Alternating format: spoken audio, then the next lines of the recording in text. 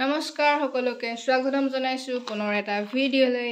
অৱশ্যে এইখিনি কথা পঢ়াৰ লগত ৰিলেটেড নহয়, এইকেইটা মোৰ জীৱনৰ কিছুমান অভিজ্ঞতা আৰু মই মোৰ সমনীয়াৰ মোৰ যোনখিনি লগৰ আছিলে সিহঁতৰ লগত আলোচনা কৰি যিখিনি কথা আমি প্ৰায় পাতি থাকোঁ তাৰ ওপৰত এটা ভিডিঅ' আপোনালোকৰ আগলৈ আনিবলৈ চেষ্টা কৰিছোঁ, যিটো ভিডিঅ'ৰ দ্বাৰা আপোনালোকৰ সহায় হ'ব বুলি মই ভাবোঁ।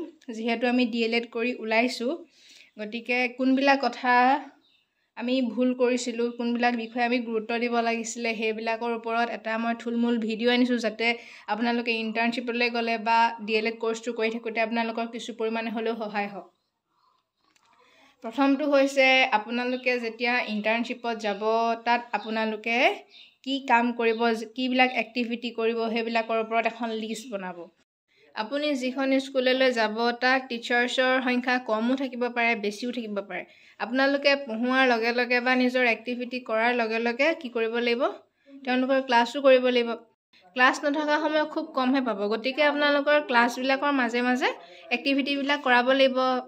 গতিকে লিষ্ট এখন বনাই যদি আপোনালোকে লয়, তেতিয়া আপোনালোকে টিচাৰসকলক ইনফৰ্মো কৰিব পাৰিব যে এই সময়কণ আপোনালোকে যদি দিব পাৰে আমাক, তেতিয়াহ'লে আমি এক্টিভিটি এটা কৰাব পাৰিম। এনেকৈ হৈ গ'লে কি হ'ব, আপোনালোকৰ কামবিলাক চিজিল হৈ গৈ থাকিব। কাৰণ আপোনালোকে যদি কামটো কৰাম বুলি ভাবি থাকে, কিন্তু সেই সময়ত যদি টিচাৰজনৰ বা কিবা ইম্পৰ্টেণ্ট চেপ্টাৰ পঢ়াবলগীয়া থাকিব পাৰে বা তেওঁৰ কিবা এক্টিভিটি কৰাব লগা থাকিব পাৰে, তেতিয়া দিগদাৰ হৈ যায়। গতিকে আপোনালোকে লিষ্ট এখন বনাব, এইখনে আপোনালোকক বহুত সহায় কৰিব।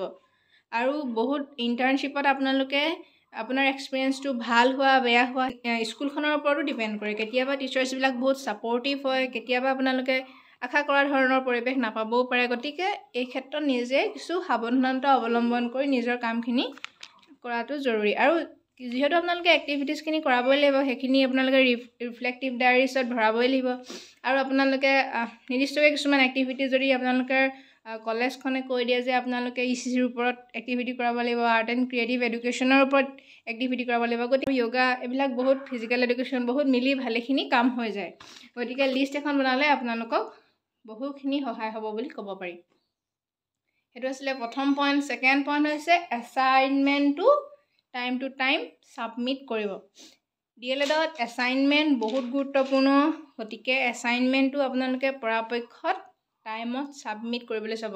কাৰণ কেতিয়াবা এনেকুৱা হয় যে আপোনালোকৰ 2-3টা এছাইনমেণ্ট একেলগে পাই যায়, আৰু সেই 2-3টা এছাইনমেণ্টত মাৰ্কছ কম থাকে। এটা এছাইনমেণ্টত কিমান মাৰ্কছ থাকিব পাৰে, কিন্তু এনে নহয় যে সেই মাৰ্কছটো গুৰুত্বপূৰ্ণ নহয়, সেই মাৰ্কছটো বহুত গুৰুত্বপূৰ্ণ হয়। গতিকে আপোনালোকে এছাইনমেণ্টবিলাক টাইম টু টাইম কমপ্লিট কৰি জমা কৰিব চাব। থাৰ্ডটো হৈছে এক্সামত যিমান পাৰি প্ৰশ্নৰ উত্তৰ কৰিব এৰি নিদিব। সেইটোতো একদম গুৰুত্বপূৰ্ণ, আৰু আমি সেইটো এক্সামত প্ৰায় কৰিবই লাগে যে আপোনালোকে সম্পূৰ্ণ উত্তৰটো নাজানিলেও আপোনালোকে যিমানকণ পাৰে সেইকণ লিখিবলৈ ট্ৰাই কৰিব। ফ'ৰ্থ নম্বৰটো হৈছে DLEDত বিশেষ ষ্টাডি মেটেৰিয়েলছ পোৱা নাযায়, হয়নে? গতিকে আমি যিখিনি পঢ়োঁ সেইখিনি BEDৰ কাৰণে যিবিলাক বুকছ বনোৱা থাকে, যিবিলাক ইউটিউবত এভেইলেবল ভিডিঅ'জ থাকে ইত্যাদিসমূহ আমি চাওঁ। এইসমূহেও আমাক ভালেখিনি সহায় কৰে। কাৰণ BEDতো মটিভেশ্যন থাকিব পাৰে, DLEDতো মটিভেশ্যন থাকিব পাৰে। BEDতো লেচন প্লেন আছে, আমাৰো লেচন প্লেন আছে, সেইকাৰণে আচলতে টপিকবিলাক একে হৈ যায়। সেইকাৰণে DLEDৰ আমি যদি পঢ়িব লগা হয়, তেতিয়াহ'লে আমি BEDৰ কিতাপ, যদি আপোনালোকৰ কোনোবা চিনাকি আছে, লাইব্ৰেৰীত আছে, তেতিয়ালৈকে আপোনালোকে তাৰ পৰাও সংগ্ৰহ কৰিব পাৰে। আপোনালোকে যদি বিচাৰি চায় নেটত, তেতিয়াহ'লে আপোনালোকে এইসমূহ ইজিলি পাই যাব। ৰিফ্লেক্টিভ ডায়েৰীখন ডেইলি লিখিবলৈ চাব। যদি ধৰক আজি কি তাৰিখ, আজি এপ্ৰিলৰ 2 তাৰিখ বোলে, আপোনালোক আজি ইণ্টাৰ্ণশ্বিপ গৈছে, গোটেই দিনটোত কি কি নকৰিলেও সম্পূৰ্ণকৈ নিলিখিলেও আপোনালোকে চমুকৈ হ'লেও ৰাফকৈ লিখি ৰাখিব। কাৰণ পাছত যেতিয়া আপোনালোকে ভালকৈ, কেতিয়াবা এনেকুৱা হয় আপোনাৰ কথাখিনি কেনেদৰে সাজি লিখিম সেইখিনি কথা ভাবি কৰি থাকিবলৈ অসুবিধা লাগে বা এলাহ লাগে। গতিকে আপোনালোকে যদি এই নিৰ্দিষ্ট দিনটোত আপোনালোকে এইকেইটা এক্টিভিটি কৰাইছিলে বা কিবা কম্পিটিশ্যন পাতিলে বা কিবা য়োগা কৰালে বা কিবা ফিজিকেল এডুকেশ্যন কৰালে, গতিকে আপোনালোকে ডেটটো লিখি ৰাখিব। তেতিয়া এই পাছত আপোনালোকে যেতিয়া এখন কপি প্ৰস্তুত কৰিব সম্পূৰ্ণৰূপে, তেতিয়া সি আপোনালোকক বহুখিনি সহায় কৰিব বুলি ক'ব পাৰি। মেইন পইণ্টছবিলাক লিখি যাব।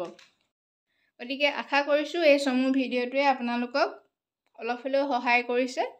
ভিডিঅ'টো আজিলৈকে ইমানেই থাকিলে, আৰু যদি মোৰ কিবা মনলৈ আহে মই পাছত আপোনালোকক এনেধৰণে এটা চমু ভিডিঅ' বা শ্বৰ্টছৰ দ্বাৰা ক'বলৈ চেষ্টা কৰিম। গতিকে আজিলৈ আহিছোঁ। ভিডিঅ'টো যদি ভাল পায় তেতিয়াহ'লে লাইক এটা কৰি দিব, আৰু লগৰ ফ্ৰেণ্ডছৰ লগত শ্বেয়াৰ কৰি দিব, যাতে আপোনাৰো উপকাৰ হয় আৰু তেওঁলোকৰো উপকাৰ হয়। গতিকে আজিলৈ আহিছোঁ, ধন্যবাদ।